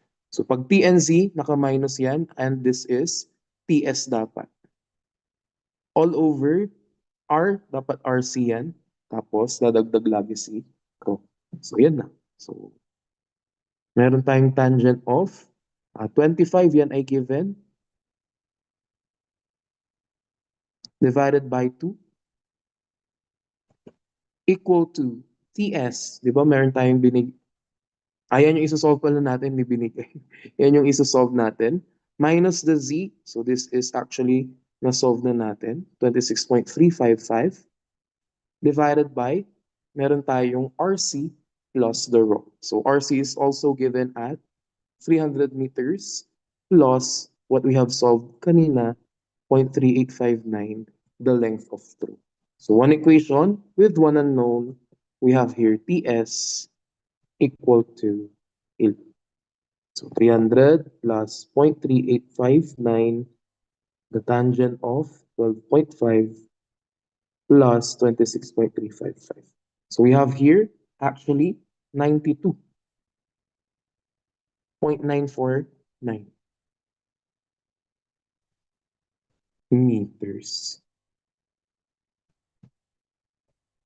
So ba ang tamang sagot? Stationing pala. Hindi pala natin, hindi pa pala ito yung final na tinatanong. The stationing pa pala for number 13. Ayan, dahil na nating dinaan. So for the stationing, sige, ganito na lang. Dito na lang sa taas para hindi aksaya ng space. So meron tayong PI, we have here. Ano yung given? 4 plus 0.72. So yung plus, gawin muna nating comma. Subtract. So bakit subtract? Kasi PI is further away from TS. So babalik ka kumbaga. No? Pag babalik, you have to subtract the distance that you will traverse. Wow, excited sa traverse. So meron tayong 92.9490 meters din naman yan. So the stationing of TS, ma-minus natin yan pala. Meron tayong 4072 minus the answer 3979. So 3 plus 979.051. Wala nang meters yan. Kasi understood, meters na kaagad. So basta tatlo yung nandito. So pag 00 plus 00, plus decimal kaagad yan. Yan yung feet. Tama ba? Ayan. Nasundan? Okay, shopping na daw. Tama ba? 3979.05. So this will be your final answer for number 13. Number 14, determine the stationing of the point where the central curve starts. So the central curve starts, nandyan na si station, SC, spiral to C. Tama ba? Or pwede rin CS. So, pero yun nga lang, where the spiral starts. So technically speaking, si SC dapat. No? Kasi pag doon ka nang galing sa kabila, di ba baliktarin mo yung analysis. So same lang din pero, no? So yun nga lang, dito very specific kasi iisa lang yung pag-aandaran ng ating stationing. So hindi siya pwedeng dumaan ng forward tangent. So talagang dapat SC ito, no? So this is equal to, so kung meron ka ng stationing ng other points, you can use that as your benchmark. So meron tayong STA of TS na lang. So from TS, balikan natin dito. Saan tayo pwede dumaan para mapunta sa SC? Dito tayo sa length of the spiral. Eh di plus LS na lang pala. Tama ba? Di meron tayo dyan, 3979.051 plus. So bakit plus? Kasi you are moving forward. So pinakaunang point lagi dyan dapat si TS din. So meron tayong plus the length of the spiral curve, 52.70.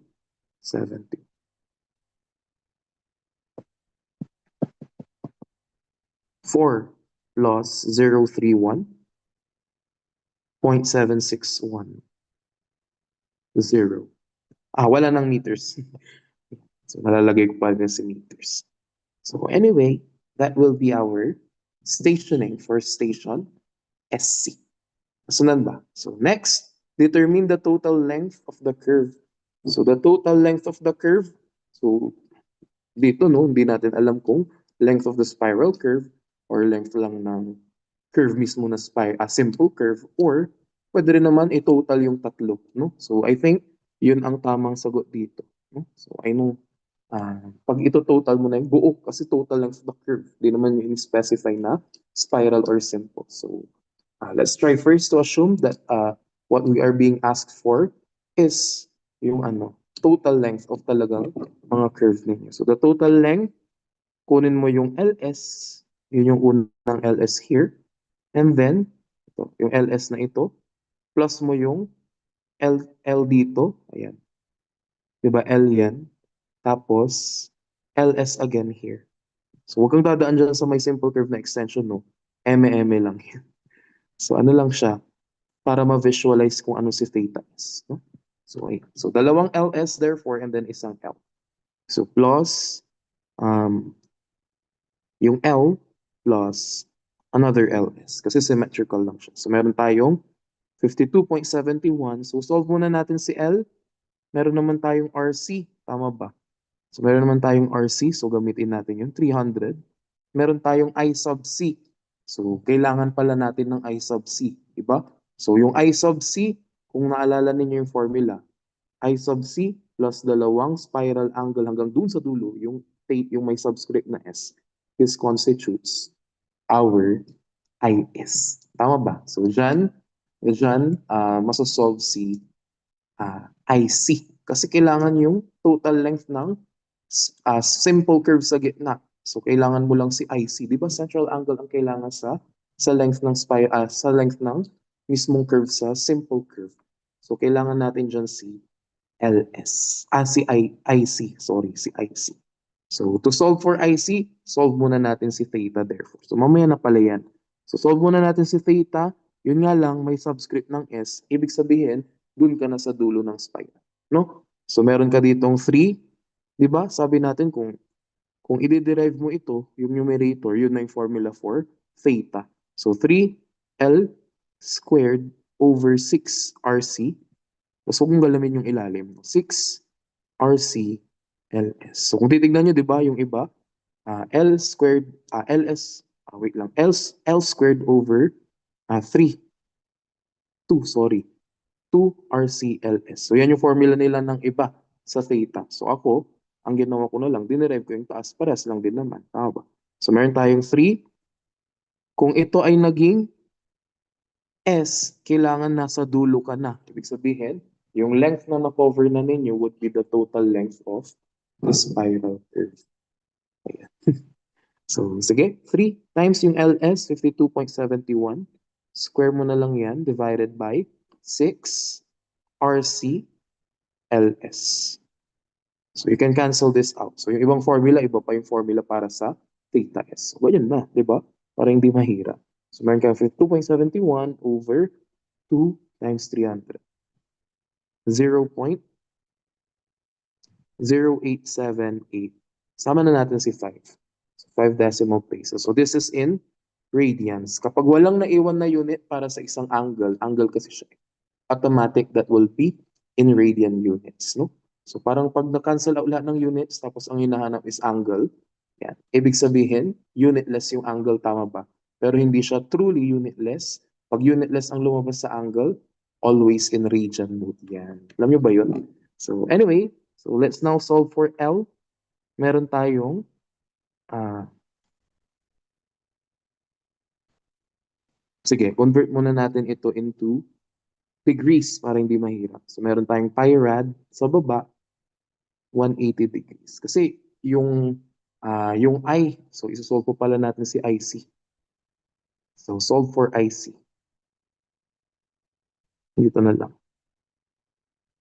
So yung IS lang yun, minus dalawang spiral. Yung IS naka-degrees, tama ba? So 25 degrees, minus na lang natin C. So ilan kaya to? So times 180 divided by pi. 5.0334 degrees. So 2 times 5.0334 degrees. So ilan yan? So 25 minus 2 times 5.0334, 14.933. This is in degrees. So kompleto na. Yan lang kukunin ulit natin si L equal yan saan? L is equal to ilan? So meron tayong R, 300. RC dapat yan. So kasi nasa simple curve. Length ng simple curve to class. So meron tayong I, which is 14.9332. This is in degrees. So convert natin pi rad over 180 degrees. So bakit kailangan rad? Kasi nga stand-alone angle yan. So pag stand-alone angle sa formula, never in degrees, no? Always in radian units. So 300 times 14.9332 times pi over 180. 78.1901 meters. So yan na. So plus 78.1901 plus another 52.71. So ito, plus na lang natin 2 times 52.71. So meron tayong 183.6101 meters. Ganun lang pala, no? So madali lang ba? Madali lang ba? Si spiral curve niya. 183. Yan, 0.61 meters. So ito, 403176. And that would be the end of our horizontal curves pa lang. So meron pa naman tayo, no? So meron pa tayo dyan, vertical curves. Ayan na yung fog, guys. Amazing. So anyway, so may question ba before we proceed? May question ba tayo before we proceed with your vertical curve? So kaya nyo lang mag-solve ng mga paikot na ganyan. So kung gusto niyo i-measure nyo yung length, pa. So ano pang pwede nyo ma-measure dyan sa measure nyo si length. Pa. Punta kayo sa gitna. So syempre make sure walang dumata. Kasi sa gitna dapat yan eh. So para alam niyo kung paano na-design yung ating room. May question ba?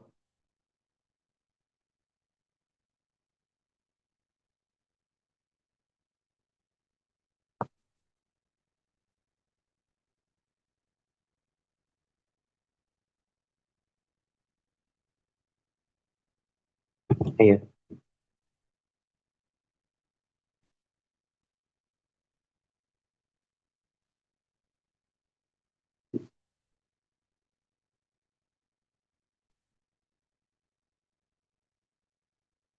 Wait lang. Alisin ko to dahil mukha siyang magulo.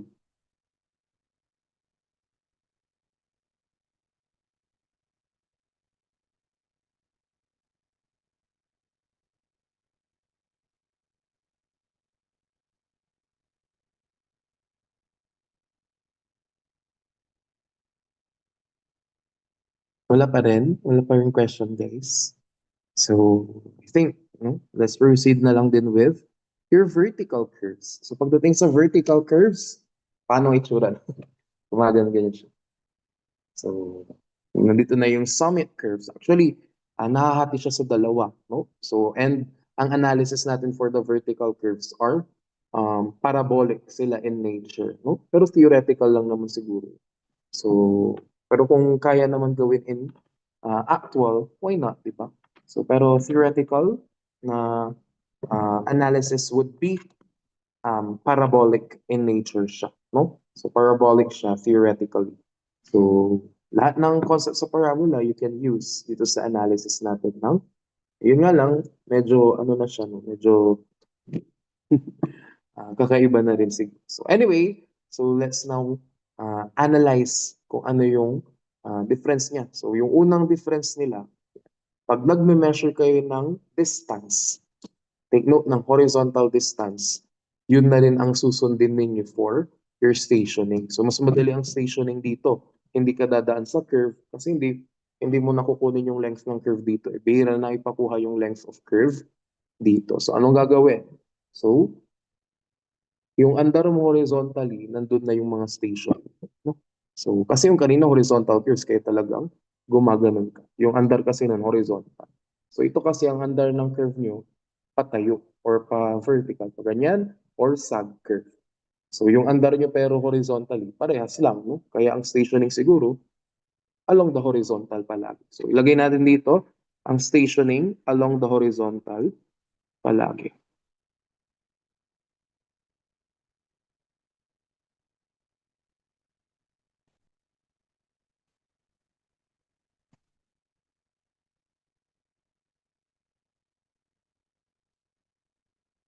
So for example, si station PC, sabihin natin station 100, tapos nalaman ninyo na yung distance from dulo to dulo, horizontally, ito ay 500.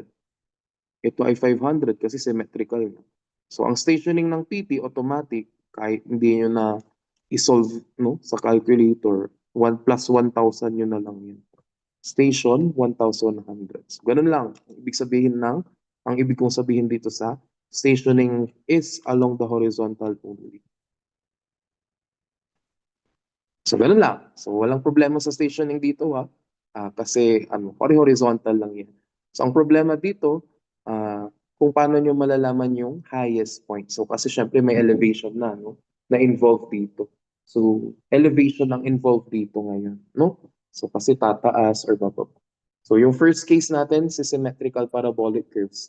Actually, may dalawa naman tayong vertical curves mga summit and mga sag curves. So, ang difference na lang natitignan din ninyo bukod kung mataas ba siya or pababa, yan ay kung sila ay symmetrical or hindi.